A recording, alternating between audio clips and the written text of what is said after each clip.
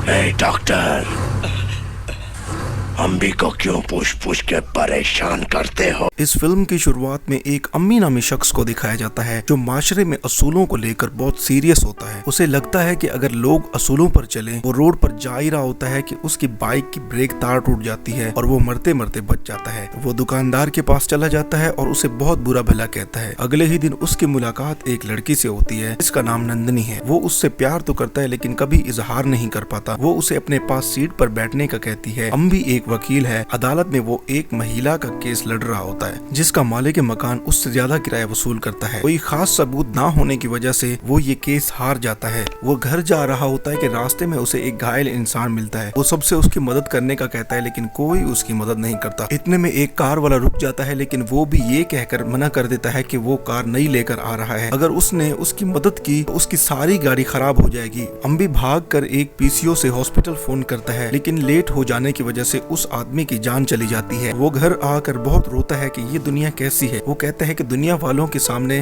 किसी इंसान की जान की कोई परवाह नहीं। उसके माँ बाप उसे समझाते हैं कि ये दुनिया बहुत बदल गई है। वो अपने कंप्यूटर के साथ बैठा ही होता है कि उसे वहाँ पर एक चिट्ठी मिलती है जिस पर ये लिखा होता है कि अगर कोई गलत काम करता है या किसी को तकलीफ देता है तो उसकी कंप्लेंट अपरिचित वेबसाइट पर करें। अम्बी अपरिचित वेबसाइट पर कार वाले आदमी की कंप्लेंट करता है जिसके बाद हमें वो कार वाला दिखाया जाता है जिसे अपरिचित एक शमशान जगह ले जाता है और वो उसे उस शख्स की मदद ना करने की वजह से बड़ी बेरहमी से मार देता है। सुबह होते ही वहाँ पर दो स्पेशल पुलिस ऑफिसर को दिखाया जाता है जो उस मर्डर की तहकीकात कर रहे होते हैं। उन दो पुलिस वालों में एक अम्बी का दोस्त होता है। अम्बी का दोस्त उसे समझाता है कि अगर तुम नंदनी से प्यार करते हो तो उससे इजहार करो। पूरा परिवार एक फंक्शन पर जा रहा होता है। ट्रेन में जो खाना दिया जाता है वो बहुत ही खराब होता है। अम्बी ट्रेन वालों से खाने की शिकायत करता है लेकिन कोई उसकी बात नहीं सुनता। अगले ही दिन वो नंदनी के लिए लव लेटर लिखता है और सीधा जाकर वो लव लेटर उसके माँ बाप के हाथ में दे देता है। वो बहुत ही सीधा साधा इंसान है। वो उसके माँ बाप की इजाजत के बगैर उसे लव लेटर देने को अच्छा नहीं समझता। ऐसे में नंदनी के माँ बाप उसके रवैये से बहुत खुश होते हैं। उसके बाद रेलवे वाली जगह को दिखाया जाता है जहाँ मुसाफिरों के लिए गंदा खाना तैयार हो रहा होता है। वहाँ पर अपरिचित आ जाता है और सारे गंदे खाने उसे खिलाने के बाद उसे ऑयल में फ्राई कर देता है। नंदनी की माँ उसको अम्बी का लव लेटर देती है। जब वो लव लेटर पढ़ते हैं तो ऐसा लगता है कि लव लेटर नहीं बल्कि किसी की सीवी पढ़ रहे हो। नंदनी अम्बी को साफ साफ मना कर देती है। वो उसे समझाती है कि वो उसे पसंद नहीं करती। इसके बाद उन पुलिस वालों को दिखाया जाता है जो उस केस के लिए आए होते हैं लेकिन उन्हें कोई सुराग नहीं मिलता। मरने वाला पुलिस वाले का भाई होता है। अगले ही दिन नंदनी के घर बहुत सारे फूल आ जाते हैं। ये फूल अम्बी ने नहीं बल्कि रेमो ने भेजे होते हैं। रेमो उससे बात करता है और वो उसे कहता है कि वो उसे पसंद करता है। रेमो उससे मिलने आ जाता है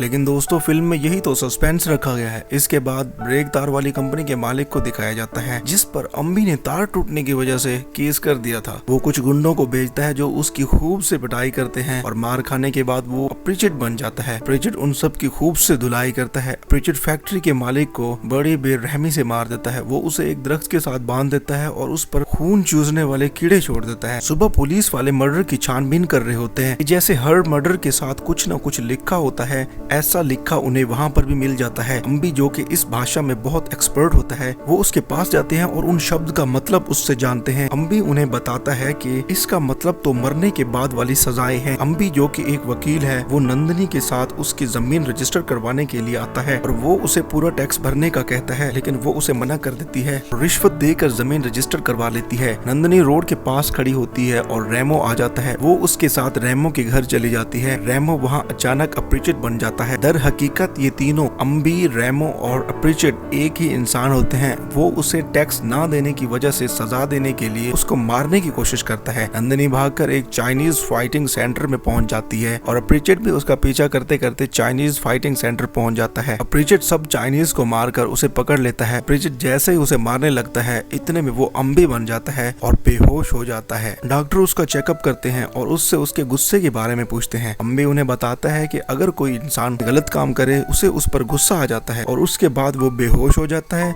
और जब उसे होश आता है तो वो कहीं कहीं और होता है। इसके बाद अम्बी का बचपन दिखाया जाता है जहाँ वो अपनी बहन के साथ खेल रहा है। एक दिन जोर से बारिश होती है और बिजली की तार पानी में गिर गई।